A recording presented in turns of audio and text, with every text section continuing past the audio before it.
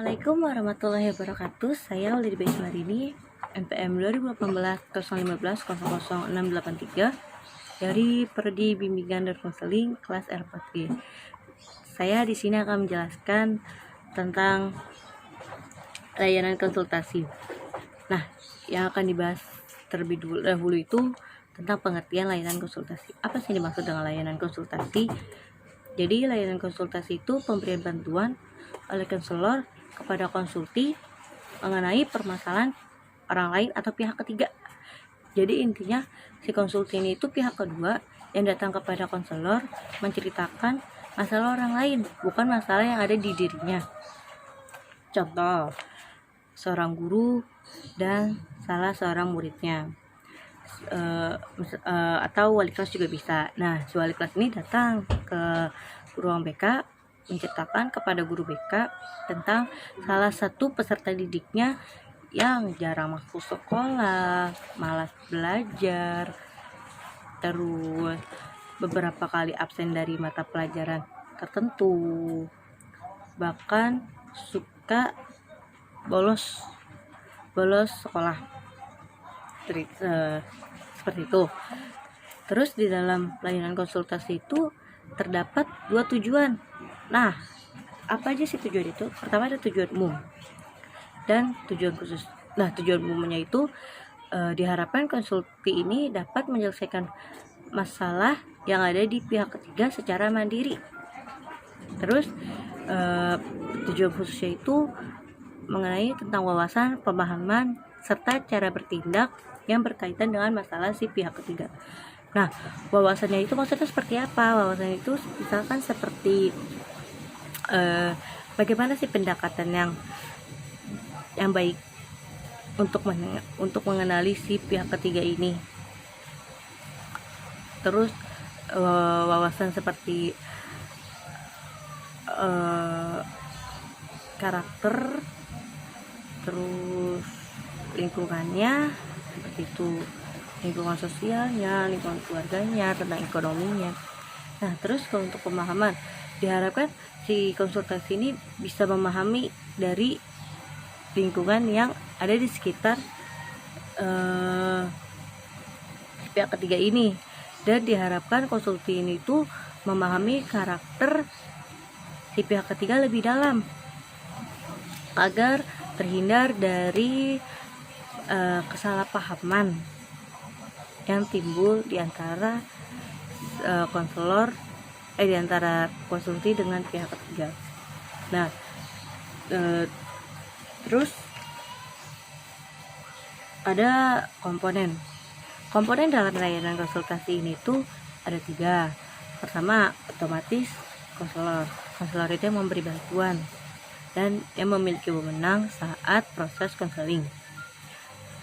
Kedua, konsulti ini itu pihak kedua yang menceritakan tentang permasalahan yang dialami oleh pihak ketiga. Nah, pihak ketiga ini yang memiliki masalah yang dipermasalahkan oleh si konsulti. Terus selanjutnya ada asas. Yang pertama, etika dasar konseling. Di dalam etika dasar konseling pada layanan konsultasi ini tuh ada 3 etika dasar.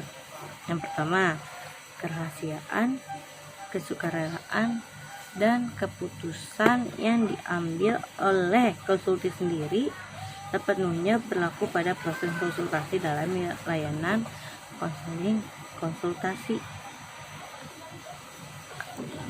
Jadi di dalam kerahasiaan itu si konselor menjaga kerahasiaan tentang sesuatu yang berkaitan dengan si klien, si konsulti, dan si pihak ketiga ini. Terus kesukarelaan, si konsulti ini tuh datang ke konselor atau ke guru BK, diharapkan memang keinginan hatinya dia dia datang secara sukarela tanpa adanya paksaan dari pihak manapun. Dan dari keputusan yang diambil oleh klien sendiri itu, konsulti diberi kebebasan sepenuh-penuhnya untuk menyimpulkan dan mengambil keputusan sendiri. Jadi si konsulti ini kan cuma hanya diberi bantuan, tapi lagi-lagi si konsulti lah yang dapat mengambil keputusan yang menurut dia itu yang terbaik gitu, yang tepat. Nah, apabila otomatis sebelumnya keputusan ini itu diambil dari analisa dan diskusi yang mendalam tentang hal yang akan yang menjadi keputusan si klien ini atau si konsulti ini. Kalau misalkan tidak tepat, diadakan lagi diskusi kembali antara si konselor dengan si konsulti, bagaimana cara yang lebih baiknya untuk mengantisipasi hal yang tidak diharapkan gitu loh. Jadi diharapkan dapat menemukan hal-hal positif dari keputusan yang sudah diambil oleh si konsulti tersebut. Lalu ada kemandirian yang tadi sudah saya jelaskan. Diharapkan si konselor ini si konsulti ini itu dapat menyelesaikan mengambil keputusannya, dapat menyelesaikan masalah yang ada di dalam diri pihak ketiga itu secara mandiri. Jadi tanpa bantuan konselor pun si konsultan ini bisa gitu memecahkan, mengentaskan masalah yang ada pada diri pada diri pihak ketiga. Nah, di dalam penyelesaian masalah yang ada di pihak ketiga ini itu ada beberapa tahapan. Yang pertama, memahami dan menerima diri sendiri secara positif dan dinamis. Yang kedua, memahami dan menerima lingkungan secara objektif, positif, dan dinamis. Yang ketiga, mengambil keputusan secara positif dan tepat. Jadi dengan kemandirian ini diharapkan si konsultan itu mengambil keputusan itu gak salah gitu loh. Jadi sebelum dia mengambil keputusannya sendiri, si konsulti ini diharapkan dapat menganalisa bagaimana dampak yang akan timbul dari keputusan yang akan diambil, dari cara dia bertindak itu gimana ke depannya, apakah akan bermanfaat ke depannya dan dapat dikembangkan seperti itu. Terus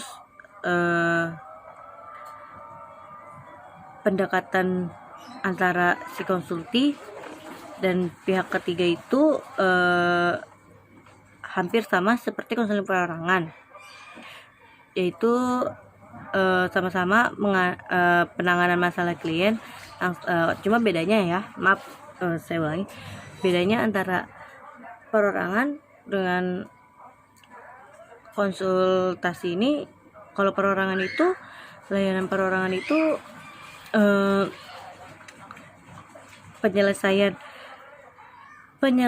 penanganan masalah klien langsung dilakukan oleh konselor. Sedangkan pada konsultasi, penanganan masalah pihak ketiga, yaitu seorang atau sejumlah individu yang mengalami masalah, dilakukan oleh konsulti setelah berkonsultasi dengan konsultan atau konselor. Nah, terus perlu juga dikembangkan pada diri konsulti itu WPKNS. Yang pertama, W itu wawasan. Konsulti perlu memiliki wawasan secara umum tentang pihak ketiga, meliputi diri pihak ketiga itu sendiri, permasalahannya, lingkungannya, dan hal-hal yang terkait dengan di dalamnya. Jadi wawasan bagaimana seperti yang sudah dijelaskan tadi, wawasan mengenai bagaimana si karakter pihak ketiga ini, lingkungannya bagaimana sih. Jadi agar si konsultan itu tidak secara gegabah menyimpulkan suatu masalah yang dihadapi oleh si konsultan ini, si pihak ketiga. Terus pengetahuan, P itu pengetahuan, mencakup tentang hal-hal yang spesifik berkenaan dengan kaitannya antara diri pihak ketiga, lingkungan, dan permasalahan. Jadi maksudnya itu pengetahuannya bagaimana sih antara pihak ketiga terhadap lingkungannya, apakah baik-baik saja atau malah sebaliknya itu. Terus keterampilan di sini itu ada cara si konsulti memiliki keterampilan dalam menyelesaikan keterampilannya sendiri gitu, dalam menyelesaikan permasalahan si pihak ketiga. Maksudnya itu seperti pendekatan secara khusus yang dilakukan oleh si konsulti kepada si pihak ketiga ini. Terus nilai perlu dikembangkan pada diri konsulti meliputi nilai-nilai kemanusiaan. Jadi di dalam diri konsulti itu haruslah ditanami dengan nilai-nilai kemanusiaan agar si pihak ketiga ini itu merasa dihargai dan gak dianggap sebagai orang yang dianggap secara sebelah mata gitu loh. Terus sikap, bagaimana cara konsulti menyikapi diri pihak ketiga dan permasalahannya. Itu diharapkan konsulti ini dapat bersikap secara baik walaupun si pihak ketiganya ini kan ada masalah. Jadi tunjukin kepada si pihak ketiga kalau konsultan ini itu peduli gitu sama masalah yang masalah si pihak ketiga ini. Terus ada teknik umum dan teknik khusus. Teknik umumnya yaitu sejumlah tindakan yang dilakukan konselor secara umum gitu lah, yang kayak seperti misalkan penerima, terus sama seperti layanan perorangan gitu, layanan individu atau konseling individu, seperti penerimaan awal penerimaan si pihak ketiga oleh konsulti dapat diterima dengan nyaman. Si pihak ketiganya itu juga jadi ngerasa dihargai, dianggap ada. Pokoknya buat si pihak ketiga ini merasa nyaman. Terus ada teknik khusus, mengubah tingkah laku konsulti khususnya berkenaan dengan masalah yang dialami. Jadi konselor ini itu diharapkan bisa ada teknik khusus yang merubah sikap konsulti ini agar tidak terlalu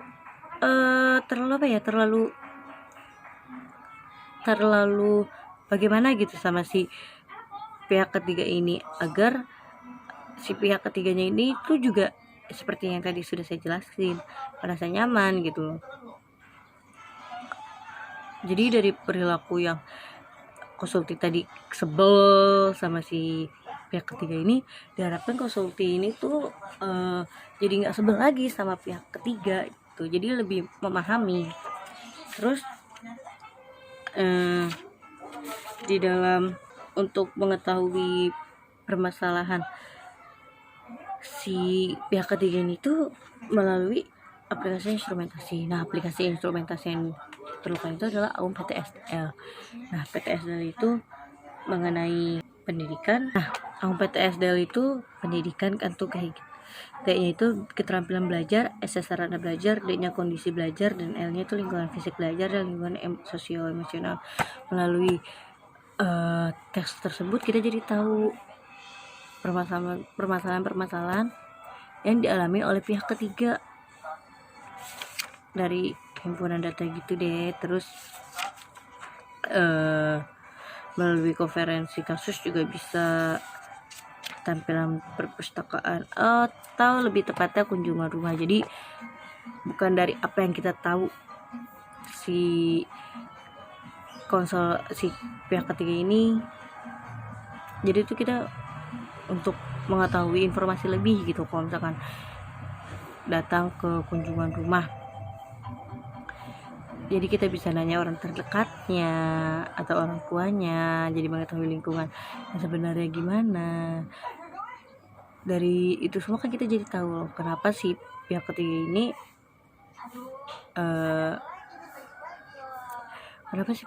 ini itu bisa seperti itu gitu. Kenapa suka, misalkan tuh yang tadi masalahnya kenapa bisa telat ke sekolah, ternyata si pihak ketiga ini suka telat datang ke sekolah karena berjualan, terus suka tidak minat sama pelajarannya itu karena gurunya yang mengajarnya juga tidak enak, misalkan seperti itu. Terus ahli tahan kasus kalau misalkan emang sudah tidak bisa dilakukan oleh konselor, bisa dilemparkan ke ahli yang lebih memahami gitu. Nah, dari WPKNS itu diharapkan si konsulti ini itu sesuai dengan AKURS. AKURS itu adalah acuan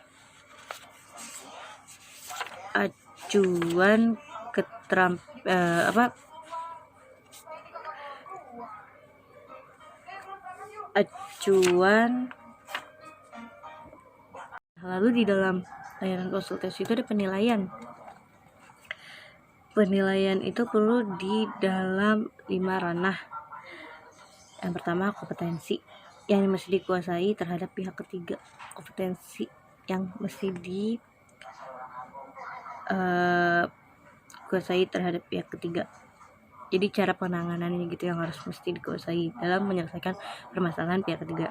Terus usaha yang sungguh-sungguh dalam menangani pihak ketiga. Dalam menangani masalah pihak ketiga itu jangan hanya setengah-setengah, tapi benar-benar usaha kita tuh mau si pihak ketiga ini tuh berubah gitu loh, berubah biar si pihak ketiganya itu gak seperti itu lagi, tapi menjadi pribadi yang lebih baik. Lalu perasaan yang dipenuhi aspek-aspek positif yang diisi empati dan komitmen tinggi.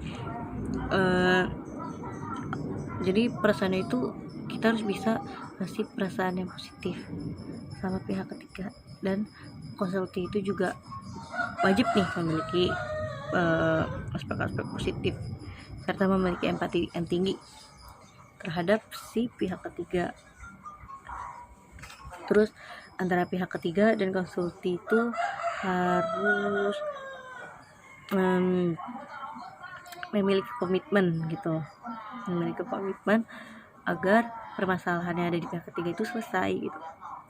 Terus kesungguhan dalam usaha berkenaan dengan tahap pelaksanaan penilaian.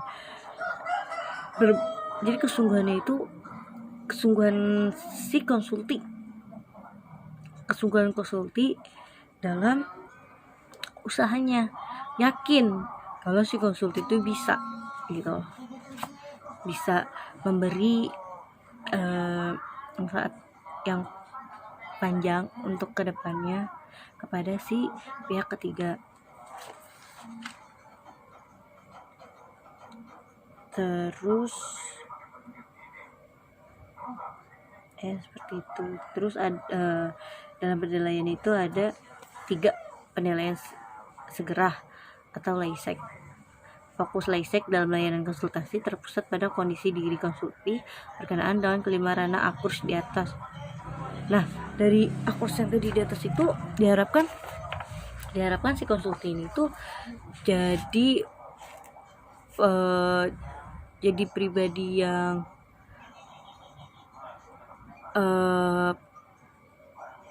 berpostur gitu. Terus ada penilaian jangka pendek. Fokus Lei-Japan dipusatkan pada bagaimana konsulti melaksanakan hasil konsultasi, terutama respon antara dampak awal dari tindakan konsulti terhadap pihak ketiga dan dapat menjadi bagian dari sasaran Lei-Japan.